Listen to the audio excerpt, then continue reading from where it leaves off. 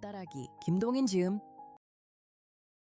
좋은 일기이다. 좋은 일기라도 하늘에 구름 한 점 없는 우리 사람으로서는 감히 접근 못할 위험을 가지고 높이서 우리 조그만 사람을 비웃는 듯이 내려다보는 그런 교만한 하늘은 아니고 가장 우리 사람의 이해자인 듯이 낮추 뭉글뭉글 엉기는 분홍빛 구름으로서 우리와 서로 손목을 잡자는 그런 하늘이다.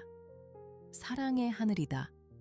나는 잠시도 멎지 않고 푸른 물을 황해로 부어내리는 대동강을 향한 모란봉 기슭 새파랗게 돋아나는 풀 위에 뒹굴고 있었다. 이날은 3월 3일 대동강의 첫 뱃놀이하는 날이다.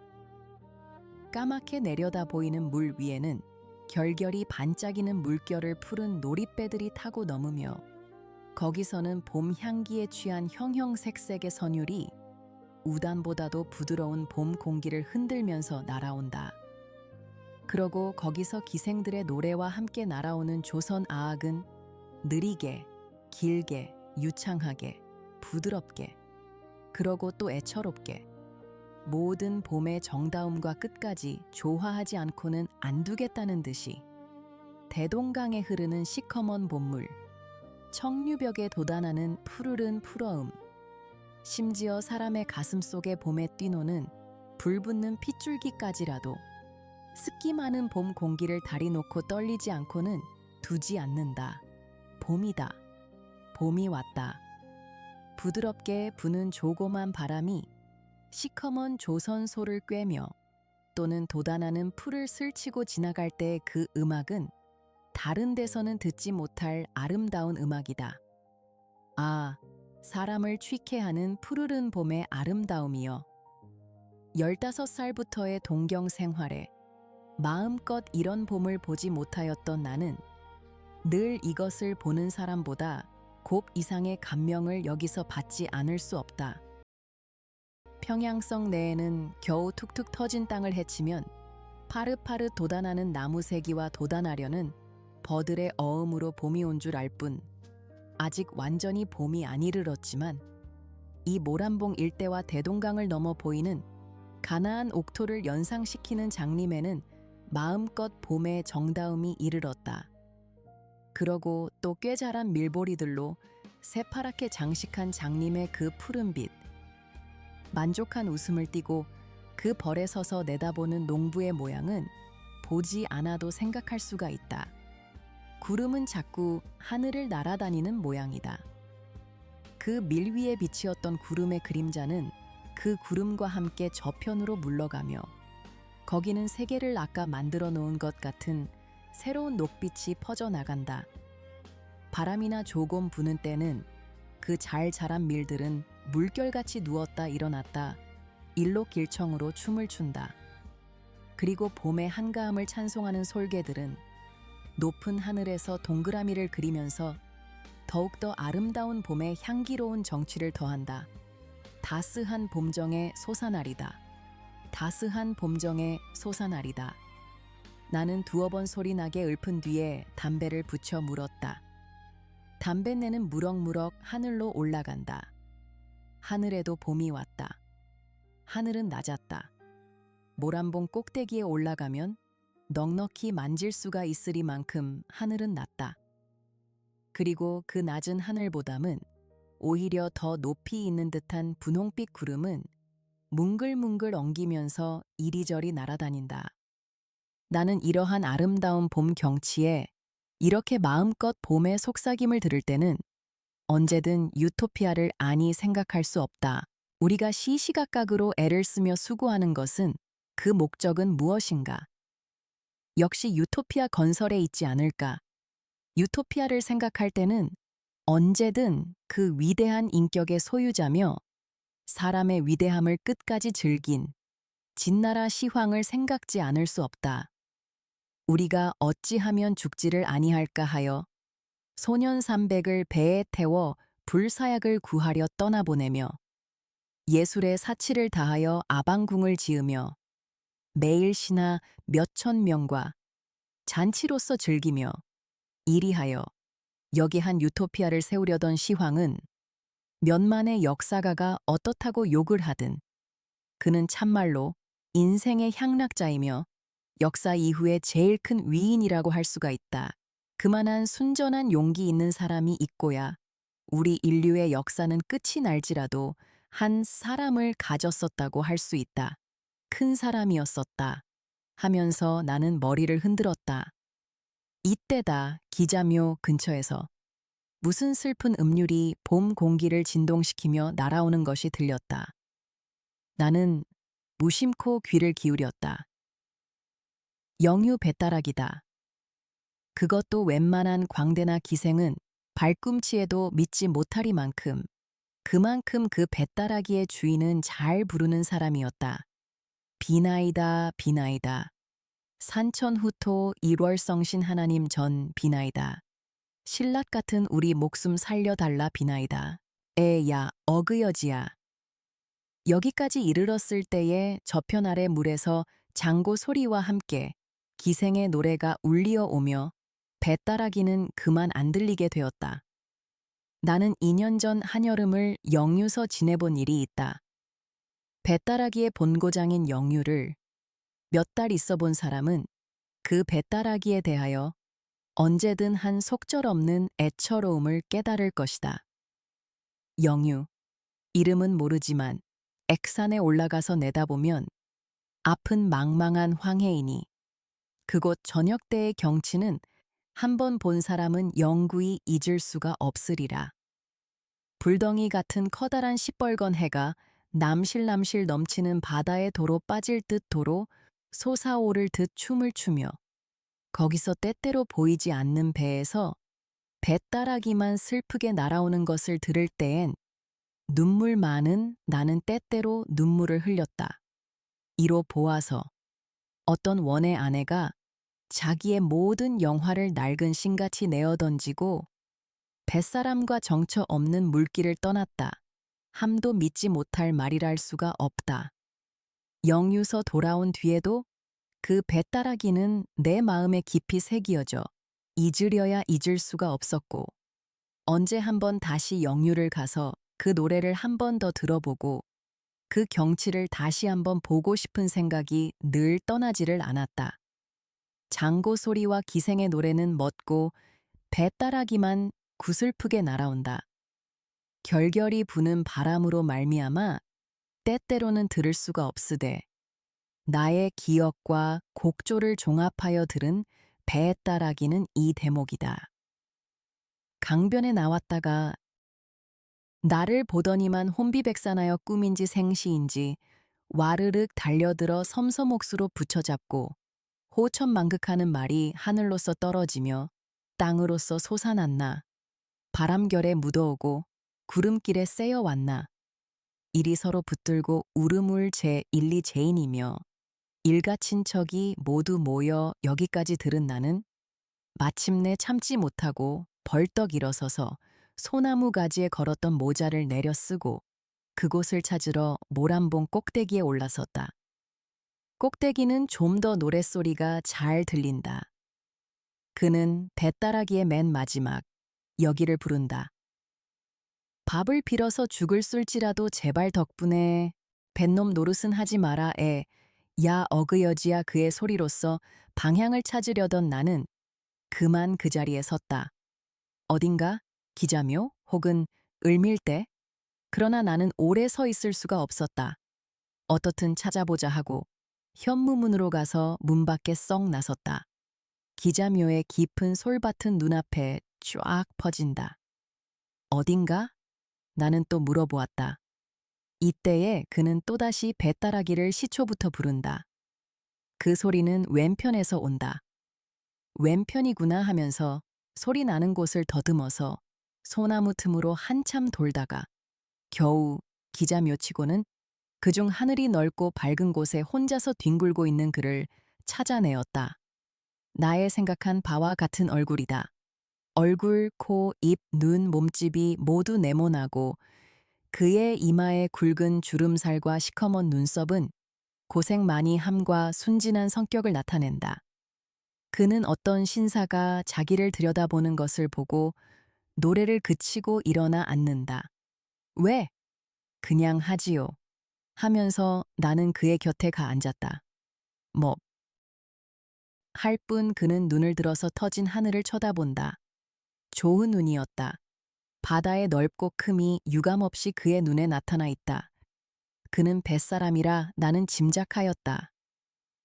고향이 영유요?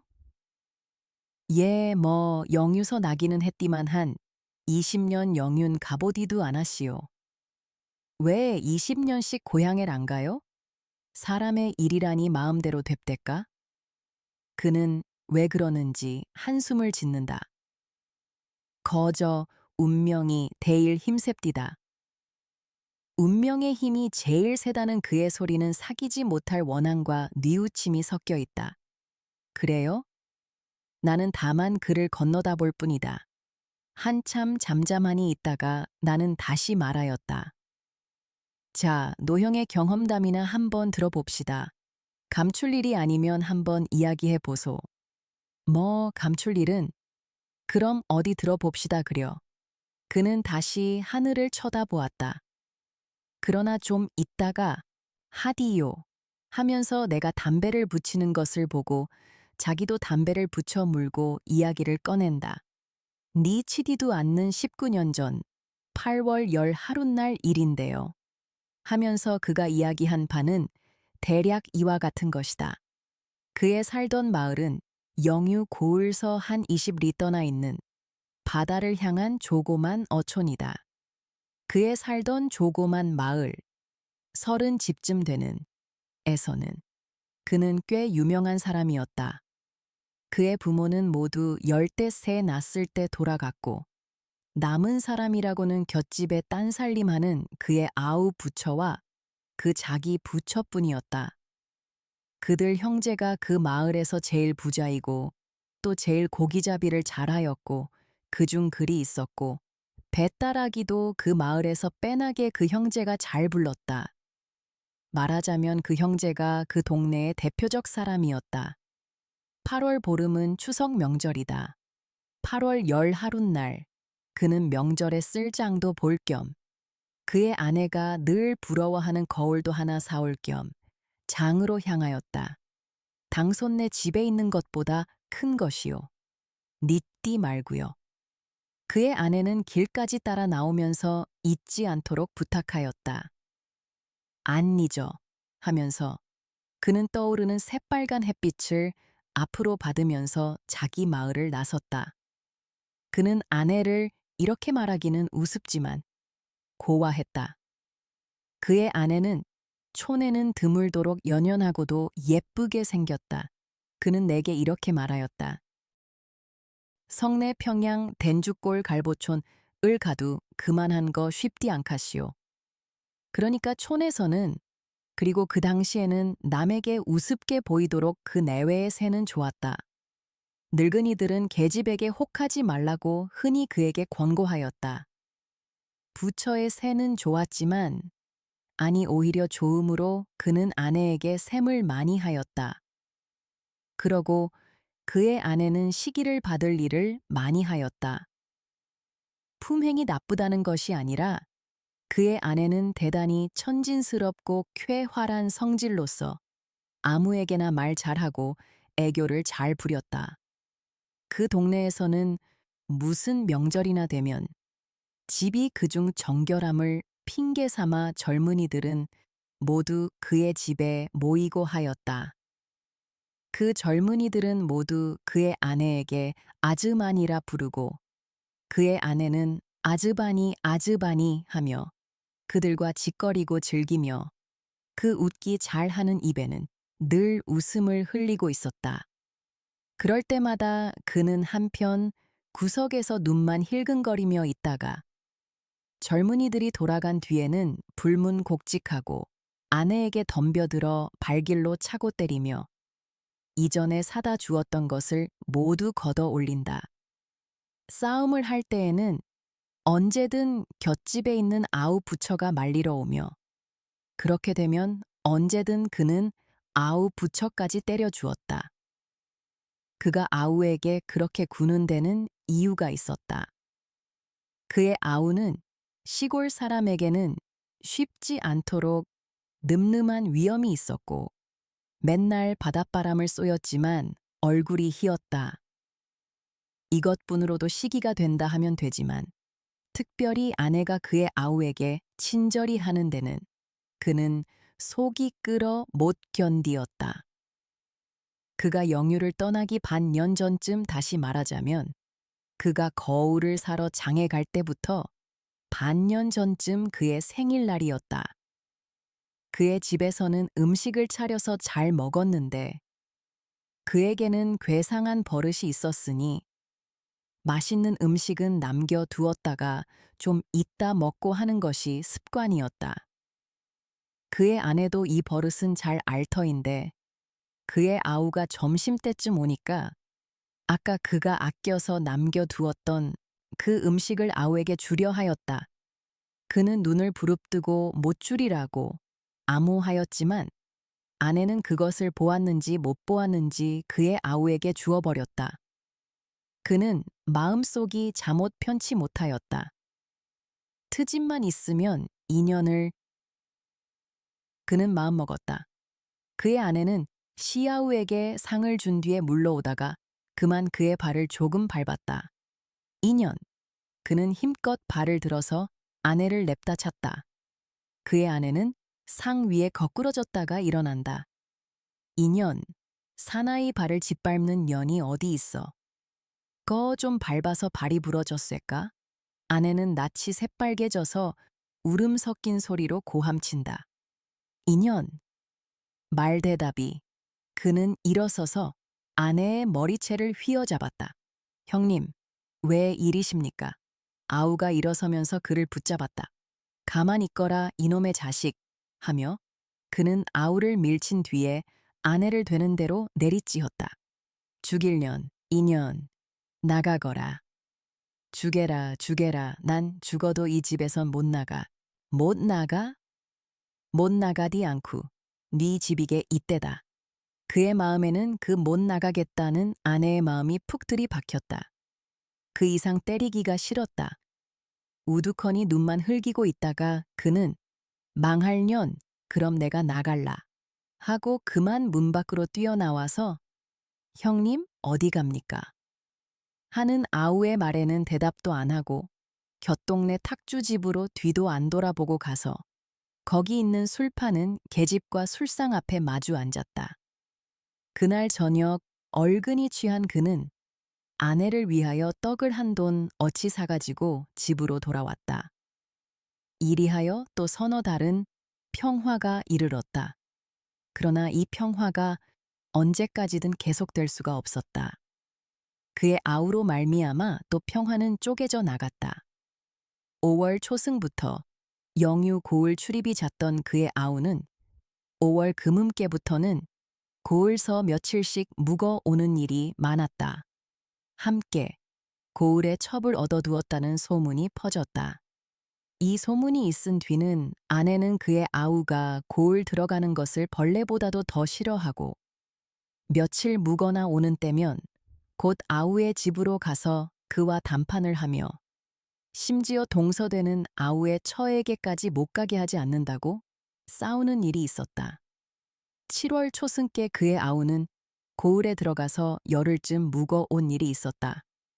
이때도 전과 같이 그의 아내는 그의 아우며 제수와 싸우다 못하여 마침내 그에게까지 와서 아우가 그런 못된 데를 다니는 것을 그냥 둔다고 해보자 한다.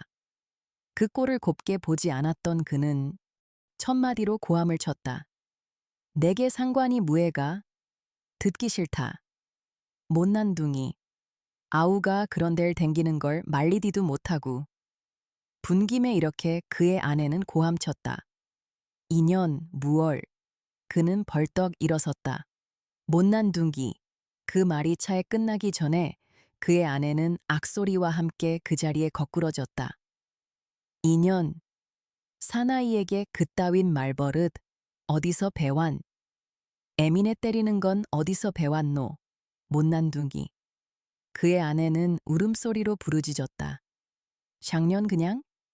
나갈. 우리 집에 있디 말고 나갈. 그는 내리찌으면서 부르짖었다. 그리고 아내를 문을 열고 밀쳤다. 나가디 아느리 하고 그의 아내는 울면서 뛰어나갔다. 망할 년. 토하는 듯이 중걸거리고 그는 그 자리에 주저앉았다. 그의 아내는 해가 져서 어두워져도 돌아오지 않았다. 일단 내어 쫓기는 하였지만 그는 아내의 돌아옴을 기다리고 있었다. 어두워져서도 그는 불도 안 켜고 성이 나서 우들우들 떨면서 아내의 돌아오기를 기다렸다. 그러나 그의 아내의 참 기쁜 듯이 웃는 소리가 그의 아우의 집에서 밤새도록 울리었다.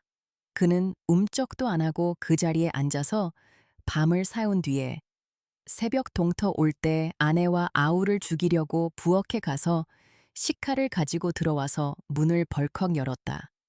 그의 아내로서 만약 근심스러운 얼굴을 하고 그 문 밖에 우두커니 서서 문을 들여다보고 있지 않았다면 그는 아내와 아우를 죽이고야 말았으리라. 그는 아내를 보는 순간 마음에 가득 차는 사랑을 깨달으면서 칼을 내던지고 뛰어나가서 아내의 머리채를 휘어잡고 인연하면서 들어와서 뺨을 물어뜯으면서 함께 이리저리 자빠져서 뒹굴었다. 그런 이야기를 다 하려면 끝이 없으되 다만 그의 아내의 그의 아우 세 사람의 삼각관계는 대략 이와 같았다. 각설 거울은 마침 장의 마음에 맞는 것이 있었다. 지금껏과 대보면 어떤 때는 코도 크게 보이고 입이 작게도 보이는 것이지만 그 당시에는 그리고 그런 촌에서는 둘도 없는 귀물이었다. 거울을 사가지고 장을 본 뒤에 그는 이 거울을 아내에게 주면 그 기뻐할 모양을 생각하며 새빨간 저녁 햇빛을 받는 넘치는 듯한 바다를 안고 자기 집으로 늘 들러오던 탁주 집에도 안 들러서 돌아왔다. 그러나 그가 그의 집 방 안에 들어설 때에는 뜻도 안 하였던 광경이 그의 눈에 버려 있었다.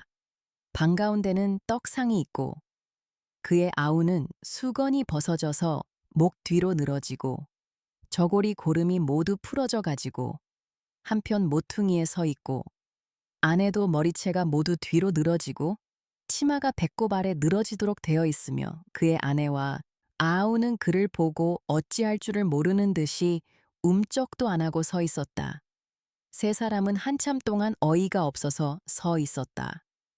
그러나 좀 있다가 마침내 그의 아우가 겨우 말했다. 그놈의 쥐 어디 갔니? 쥐? 훌륭한 쥐 잡댔구나. 그는 말을 끝내지도 않고 짐을 벗어던지고 뛰어가서 아우의 멱살을 그러잡았다. 형님, 정말 쥐가 쥐? 이놈, 형수하고 그런 쥐 잡는 놈이 어디 있니? 그는 아우를 따귀를 몇 대 때린 뒤에 등을 밀어서 문 밖에 내어 던졌다. 그런 뒤에 이제 자기에게 이를 매를 생각하고 우들우들 떨면서 아랫목에 서 있는 아내에게 달려들었다. 2년, 시아우와 그런 쥐 잡는 년이 어디 있어? 그는 아내를 거꾸러뜨리고 함부로 내리찌었다. 정말 쥐가 아이 죽겠다. 2년, 너도 쥐, 죽어라. 그의 팔다리는 함부로 아내의 몸 위에 오르내렸다. 아이 죽겠다. 정말 아까 적으니 시아우가 왔기에 떡 먹으라고 내놓았더니 듣기 싫다. 시아우 붙은 년이 무슨 잔소릴. 아이 정말이야요. 쥐가 한 마리나 그냥 쥐? 아이 애위 잡을래다가 샹년 죽어라 무레레 두 빠대 죽얼.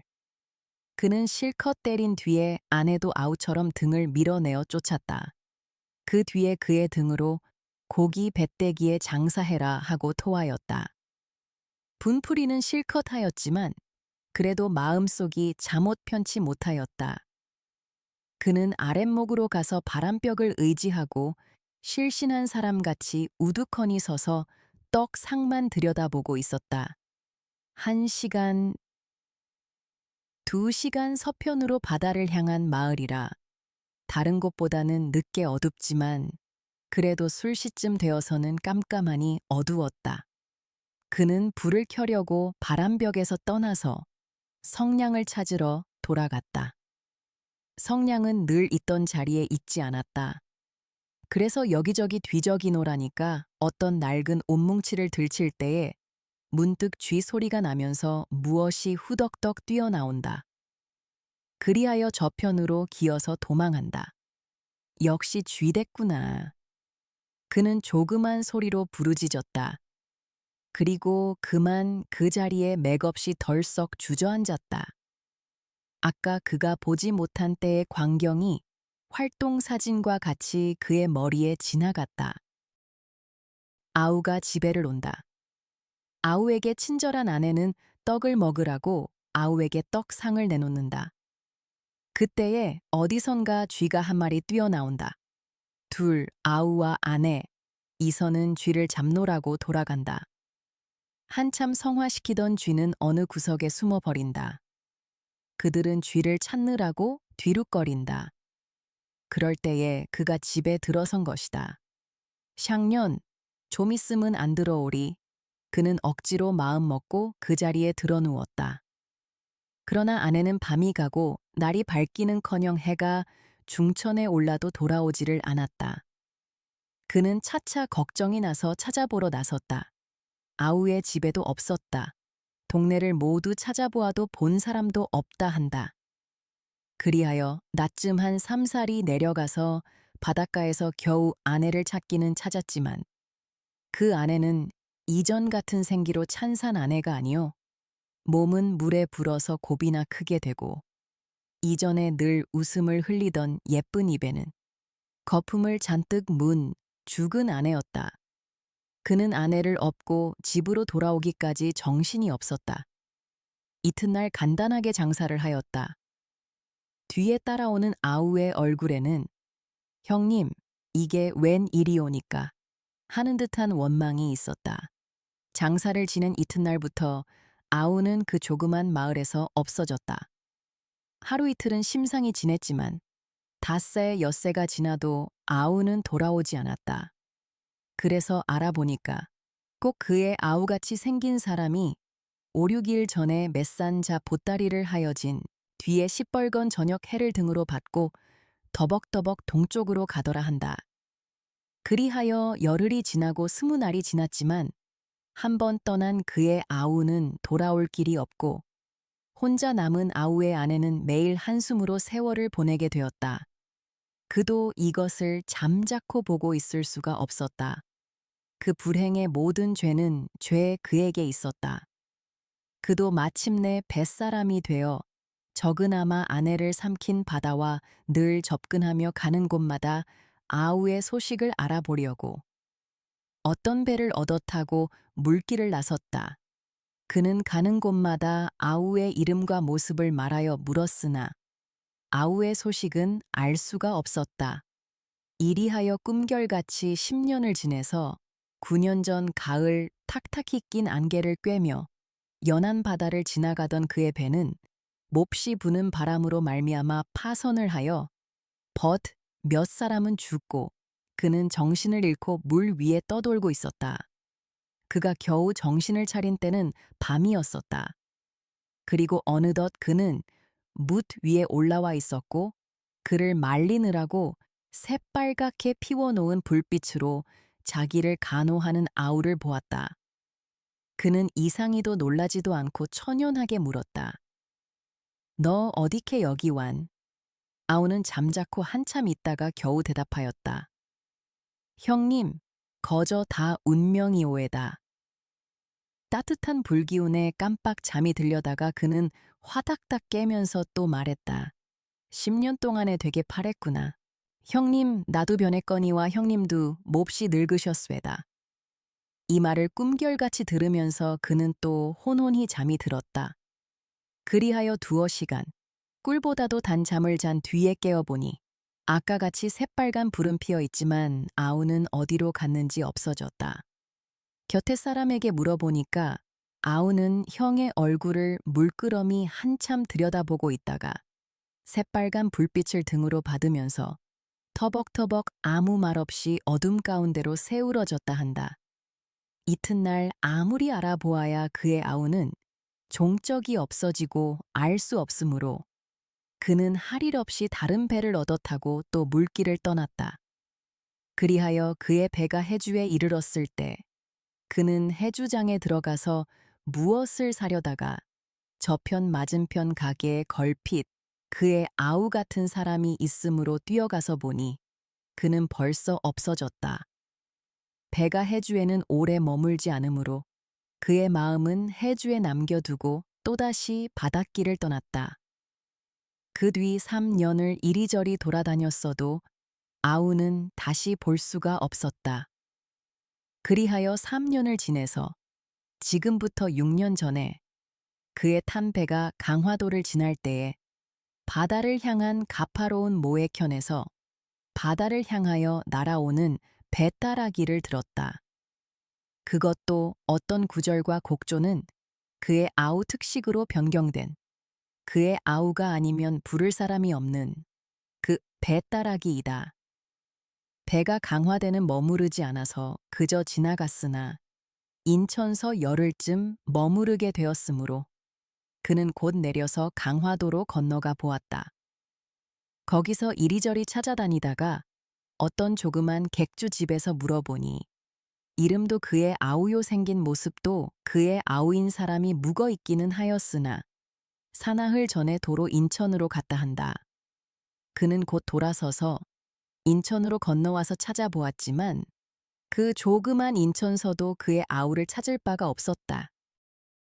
그 뒤에 눈 오고 비 오며 6년이 지났지만 그는 다시 아우를 만나보지 못하고 아우의 생사까지도 알 수가 없다. 말을 끝낸 그의 눈에는 저녁해에 반사하여 몇 방울의 눈물이 반득인다. 나는 한참 있다가 겨우 물었다. 노형 개수는 모르디요. 20년을 영유는 안 가봤으니깐요. 노형은 이제 어디로 갈 테요?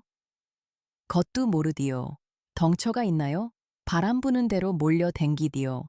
그는 다시 한번 나를 위하여 배따라기를 불렀다. 아, 그 속에 잠겨있는 사귀지 못할 뉘우침, 바다에 대한 애처로운 그리움. 노래를 끝낸 다음에 그는 일어서서 시뻘건 저녁해를 잔뜩 등으로 받고 을밀대로 향하여 더벅더벅 걸어간다. 나는 그를 말릴 힘이 없어서 멀거니 그의 등만 바라보고 앉아 있었다. 그날 밤 집에 돌아와서도 그 배따라기와 그의 숙명적 경험담이 귀에 쟁쟁이 울리어서 잠을 못 이루고 이튿날 아침 깨어서 조반도 안 먹고 기자묘로 뛰어가서 또다시 그를 찾아보았다. 그가 어제 깔고 앉았던 풀은 모두 한편으로 누워서 그가 다녀감을 기념하되 그는 그 근처에 보이지 않았다. 그러나 배따라기는 어디선가 쟁쟁이 울리어서 모든 소나무들을 떨리지 않고는 안 두겠다는 듯이 날아온다. 모란봉기다. 모란봉에 있다. 하고 나는 한숨에 모란봉으로 뛰어갔다. 모란봉에는 사람이 하나도 없다. 부병루에도 없다. 을밀대다. 하고 나는 다시 을밀대로 갔다. 을밀대에서 부병루를 연한 지옥까지 연한 듯한 골짜기에 물 한 방울을 안 세일이라고 빽빽히 난 소나무의 그 모든 잎은 떨리는 배따라기를 부르고 있지만 그는 여기도 있지 않다. 기자묘에 하늘을 향하여 퍼져나간 그 모든 소나무의 천만의 잎도 그 아래쪽 퍼진 천만의 풀들도 모두 그 배따라기를 슬프게 부르고 있지만 그는 이 조그만 모란봉 일대에서 찾을 수가 없었다. 강가에 나가서 알아보니 그의 배는 오늘 새벽에 떠났다 한다. 그 뒤에 여름과 가을이 가고 1년이 지나서 다시 봄이 이르렀으되 잠깐 평양을 다녀간 그는 그 숙명적 경험담과 슬픈 배따라기를 남겨두었을 뿐 다시 조그만 모란봉에 나타나지 않는다. 모란봉과 기자묘에 다시 봄이 이르러서 작년에 그가 깔고 앉아서 부러졌던 풀들도 다시 곧게 대가 나서 자줏빛 꽃이 피려 하지만 끝없는 뉘우침을 다만 한낱 배따라기로 하소연하는 그는 이 조그만 모란봉과 기자묘에서 다시 볼 수가 없었다. 다만 그가 남기고 간 배따라기만 추억하는 듯이 기념하는 듯이 모든 잎잎이 속삭이고 있을 따름이다.